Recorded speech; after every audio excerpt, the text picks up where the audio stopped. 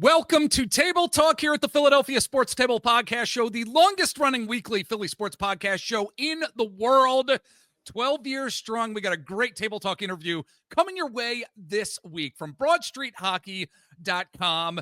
And she's putting a lot of great content up over there, specifically about this Flyers team, some prospects that we're going to be getting into this week, as well as the NHL Draft that's right around the corner. We've got our good friend, Maddie Campbell. How you doing, Maddie?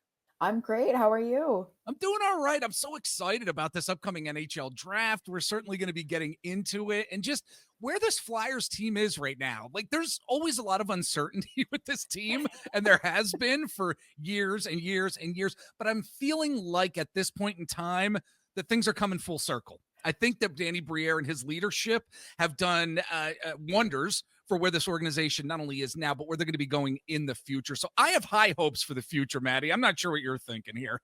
No, I feel really optimistic, which is kind of, it feels weird, right? It does. Things have been sort of weird and messy for so long that it's like, Yep. oh, they seem like they're going well. I don't really know what to do with that, but Right. Because I'll there's a definitely plan, take it. right? Yeah, there's a plan of action, it seems like, that is happening here. Not Mhm. just with, free agents and the various trades. And, I've talked to some other folks on the show about how a lot of the moves that Danny Briere has made in general have been the quote easy type of moves. And yes, we need to keep that in mind. But again, I still think there is a plan of action moving forward that we really didn't see with the Chuck Fletcher regime. And, whether it was the regimes prior to that with prospects either not working out, drafts not necessarily the best drafts, there is direction here. So let's get into one of the first storylines that I wanted to dive into with you here, Maddie. And it deals with Tyson Foerster and the fact that he's got a new deal here. And they went short term with this deal here, kind of a, bridge framework. It's a 2-year deal, $7.5 million.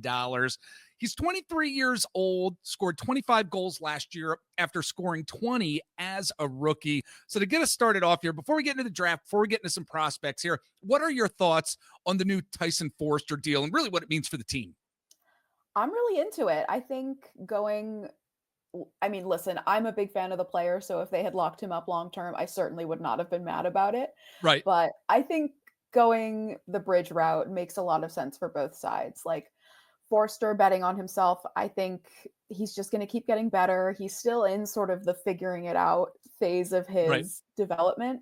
So, if he really pops off and earns himself a big pay raise, good for him. And, it's not like the Flyers are going to be, it looks like, really pressed for cash coming Exactly. up. So Yes. they're in a position where they're able to work with that. And in the meantime, this does give them some flexibility to make some additions in the short term. They've got some money to spend because they're not spending a whole lot on Forster. So, yeah. At the same time, as even though I just said I would not have hated if they went long term, I think it does make sense from the organization side, that they're not immediately tying themselves to a young player who they're still kind of figuring out for a bajillion years, and then having to figure it out if it goes south, which we have I think it's a smart plan. I think it's a smart plan. Again, we're talking about the fact that Danny Briere in the front office actually seem to have a plan of action right here. This is part of it, the part of the plan. Let's not just completely hedge our bets, give him the long-term deal, the 8-year deal or whatever it was going to be. They were talking about a long-term deal. Let's do this bridge deal and see where he's at in another year or even 2 to possibly extend him at some point down the road. Maybe not, depending on what happens. You never know what's going to happen. But I think it's a good, responsible contract for where this organization is right now and, where they want him to develop and what he might be able to give this team. But moving along here, Maddie, I really want to start getting into the upcoming draft and what we may expect. Because, again, it is like this draft and what this team is going to need to do for the future. We certainly as fans are going to be looking at certain positions. So instead of getting right into the actual talent, because I'm going to ask you about that in just a second, in terms of the positions, we know the center position is right at the top of the list. likely in terms of this draft. Also getting maybe a high-level defenseman prospect would be a good idea too. So when you're looking at and dissecting what this number 6 overall pick might actually be, in terms of the position, what are you hoping the Philadelphia Flyers are going to do with it? Yeah, I think for me, getting a high-end forward, particularly a center, with that first pick is the big need. And I Yeah. mean, it looks like it's going to kind of break that way. If looking at how the rankings are falling so far, it looks like it's a larger group of forwards at the top of the class. So I think Yep. that works out nicely. Um, yeah, that's the big need for me, I would Yeah. say. I do know that they do need a high level defenseman too, and there have been, I've seen some mocks here and there that put some defensemen up there. I necessarily wouldn't be very happy, to be honest with you. However, Yeah, like you said, like from the center position standpoint, I really think that's what it needs to be. And I think that if it is, Flyers Nation is going to be really happy with Danny Briere. That's what I'm definitely. thinking. Yeah. And I All mean, right. hey, Well, if they need to package some picks, if they fall in love with a defenseman somewhere in like the middle of the first round and they yeah. want to move up, they've got the pieces to make that happen. Absolutely. I'm glad you mentioned that too, because I think a lot of us were just talking about the number 6 overall pick, but we also need to realize they have 2 other picks in the first round as well. Yes, towards the back part of the first round, but still it's insurance, they are assets for Danny Briere and company to use if they need to. So let's get into some of these potential prospects and who they might actually draft. When we look at this talent here, there are going to be players who can definitely, I think, help this team in the future. I know you've looked at this probably a little closer. You've looked at a lot of these prospects on the ice. Personally, I like Michael Misa, center, winger, talent. He's fantastic if they could He's so possibly get fun. him. Oh my God. Caleb Denoyes. I'm probably messing it. Denoyes? Desnoyers, I I would say. stink. Oh, of course. I'm putting the S in there. I'm gonna hear it now from folks. Okay, because I mispronounce everything. You Anyway, gotta lean into Caleb. the French bit I a know, bit. I know, but he is a center, and his brother Elliot is on the Flyers. Somebody who the Flyers could also be looking at as well. Let's get the brothers together here. That's what I say. Who do you like and hope that they are going to be able to draft at number 6 overall? If you had it your way, Maddie, who would that be? I mean, my dream scenario is James Hagen's falling Okay, to them. I don't know that I feel confident that that's gonna happen. It seems like such a weird mishmash through the top 5, yeah, but, I think certainly addresses the need for centers, and I just think he would be a good fit stylistically for, the rest of the group that they're building there. Um, Whether that shakes out, we'll see, but yeah, I mean, and then the other names I think we're hearing a lot of right now are Desnoyers and Martin. I could talk myself into either of them. I have some question marks with both of them as well, but, okay. What are the question marks, if you don't mind me asking? Like, I yeah. just want to get into some detailed analysis of those question marks of why you might be a little hesitant. Yeah, I think, with Desnoyers for starters, there's a lot that he does really well in his game, and I don't wanna sound like I'm completely down on him, Right. but from what I've seen, like, it's enough instances where he's a sort of crafty, at times opportunistic player, which are good things, but, like, I sort of wonder, is he gonna be able to pull that off to the same high degree outside of the QMJHL? I don't know. Right. Right. Um, Hopefully the team feels more confident about that. Um, but yeah, so it's like, with that question, I'm like, do I want to spend my 6th overall pick on that? Right. I don't know. And then with Martin, looking at him is like, I think looking at his puck skills and the sort of defensive side of his game, I see more of a winger over the long term. And then it's like, if there are other centers available, do I want to lean that way? If I'm looking for a winger, like, do I want somebody who's a little bit higher skilled with that Right. high pick? That's more of like a sort of personal preference stylistic thing, but you Okay. know, something to think about. Something to think about for sure. All right. Again, folks, we are talking to Maddie Campbell, Madeline Campbell over at broadstreethockey.com. Hey, let everybody know out there, Maddie, where they can find you on the interwebs and where they may want to follow you on social. Let everybody know. I'm, like, technically on socials. I'm, like, barely using them these days, though. I feel it's just too much going I on feel you. there.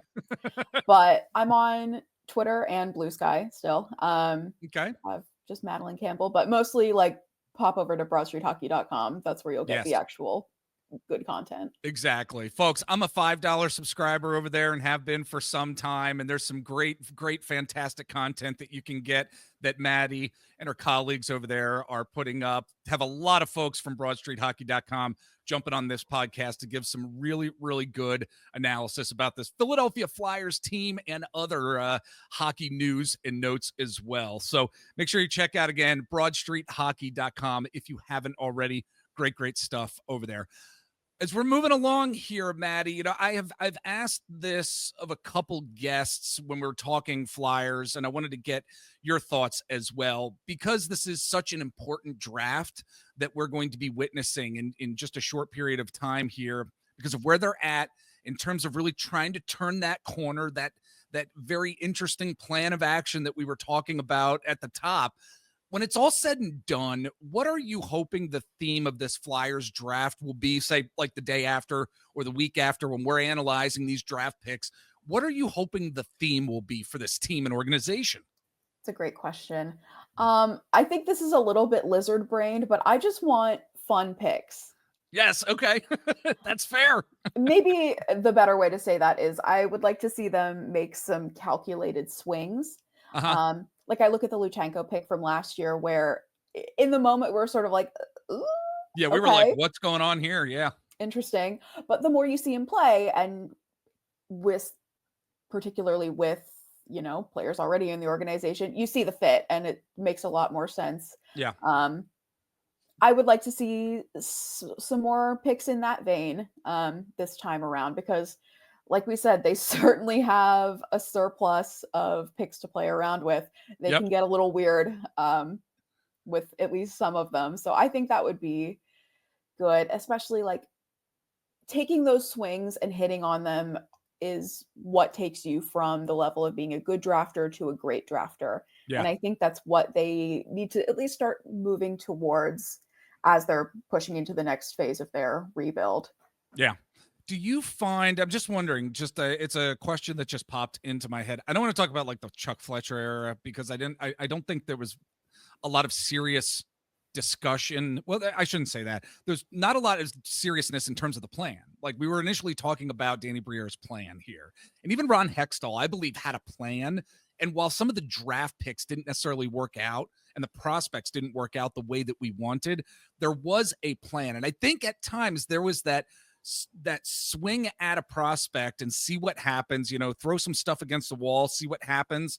And I think it was done in a calculated way with the Hextall era. Are you thinking that we should see something like that with the Danny Briere era? I'm not talking about the end and conclusion of what happened with the Hextall era is what we want to see with the Briere era. But is that what you're hoping to see a little bit? Let's throw some prospects against the wall and see if they work out. Definitely. Yeah. And especially now that it seems like they're sort of maybe not overhauling, but they're making some changes to their development infrastructure. Because that's the other piece of that. Like you could make a great pick, but then if you get them in the organization and just you can't develop them with your staff, Yep. you're out of luck. Yeah. It seems like they're trying to move some pieces around, fix that area as well. So again, because it seems like they have a plan and are trying to get things moving in the right direction, I'm a little more confident that they can take some step forward on the developmental side as well. So that makes me feel better about the idea of them potentially taking some swings on these picks, if that makes sense. It absolutely does make sense because I think, right now, like that's what we're clamoring for as fans. I really do. Like we're getting ready to turn that corner. And I think, I think we're going to see some good stuff. So, before I let you go, I wanted to dive into some prospects with you, Maddie, because you've done some really great writing over at broadstreethockey.com on a lot of these prospects as of late. First and foremost, you wrote a really good piece about Helge Grans, who just spent his second season with the Phantoms, and he's certainly developing as he is out on the ice game after game. And as you cover and analyze what's happening with a bunch of these Flyers prospects, uh, where is Helge Grans right now with his development? And might he be on track to be more of a contributor at the big club at some point down the road? What are your thoughts here? Yeah, he's definitely been an interesting one. I think it's definitely still a work in progress for him, but this is the first year I think that we've really seen him starting to put it together. And I think it's good to remind ourselves like this was his fourth year in the AHL, but Yeah. he just turned 23, I think. Yeah. Yeah. He came over so young, and it really took a while for him to get adjusted to the league, which is totally understandable. But now it seems like he's a lot more confident. We're starting to see some offense coming into his game, which has been nice. The work in the defensive zone is a bit of a work in progress as well.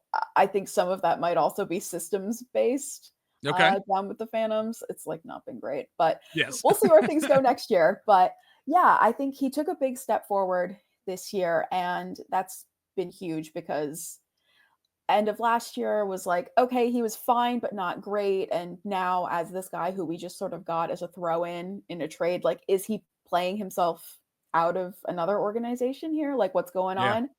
Now he's looking like a guy who could legitimately be pushing for at least a depth role with the NHL team in not too long, especially with the wrinkle of the Ristolainen injury Yes. situation. We'll Yes. see what happens come training camp there, but I think he's got himself in a really good position heading into this next season. Glad you brought up the Ristolainen injury and what that means as a potential impact for some of these developmental players, because it could really mean something in the future. But let's move on to another gentleman who I'm going to end up botching his name right here, Jacob Gaucher. Gaucher. Gaucher. Gaucher. See, it's constant, folks. Everybody knows. Well, with Jacob here, in what he has done with the Phantoms, playing so well for them that he earned himself an entry-level contract with the Flyers. So, Maddie, can you tell us what we should be liking about him as a prospect within the pipeline and where his trajectory may be going? Yeah, I mean, he's been steadily building his game up in a really impressive way. Um, he's always had the defensive side pretty well locked down, but Yep. he came into last season like with a total mindset shift. Like he's like, I can still make plays with the puck. I can bring some offense without sacrificing the defense, which has been huge in sort of unlocking a new level of his game. And he's found a role at the top of the Phantoms lineup and turned himself into a guy who can pretty much do everything at that league Yeah. level. Now, I have some questions about the NHL ceiling. I think there's a lack of foot speed there that I think over a longer span of games would hold him back at that level. But, he's got things trending in a really nice direction where, he could get himself to a point of being a sort of more dependable short-term call-up option, which is really valuable in an organization which is pretty Absolutely. starved for centers Yep. particularly. So Yep. It's one of the reasons why I asked you. So yes, very important to note as we're moving forward here. And again, everybody, we are talking to Maddie Campbell from BroadStreetHockey.com. And we also want you to know that if you are watching us here on YouTube, we have our social media sites up on the screen right now, obviously. If you're listening to us, you can follow us on Instagram. We are on Twitter at Philadelphia PST, Twitter/X. I'm over on TikTok at Mr. Jeff Warren.